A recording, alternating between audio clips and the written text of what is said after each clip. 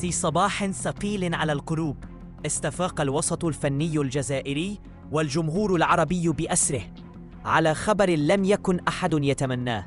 رحلت باية بوزار بيونة، وتركت وراءها فراغاً لا يملأ وذكريات أكبر من أن تنسى. بيونة اسم عندما يذكر تبتسم الوجوه تلقائياً، امرأة تختلف عن الجميع، لصوتها القوي، بضحكتها الحاضرة، وبشخصيتها الجريئة التي لا تشبه أحداً. لم تكن مجرد ممثلة، كانت حالة فنية خاصة لا تتكرر ولا تقلد. ولدت بيونة في قلب الجزائر، وفي سن مبكرة بدأت رحلتها الطويلة مع الفن. غنت، رقصت، وقدمت عروضاً في الملاهي والمسارح، ثم شقت طريقها نحو التلفزيون والسينما.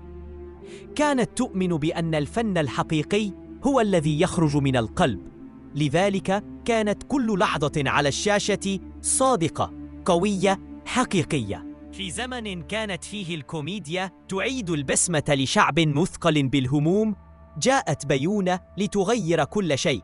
جاءت بلسانها السريع، بجرأتها المحببة، وبأسلوبها الذي لا يشبه أي فنانة أخرى.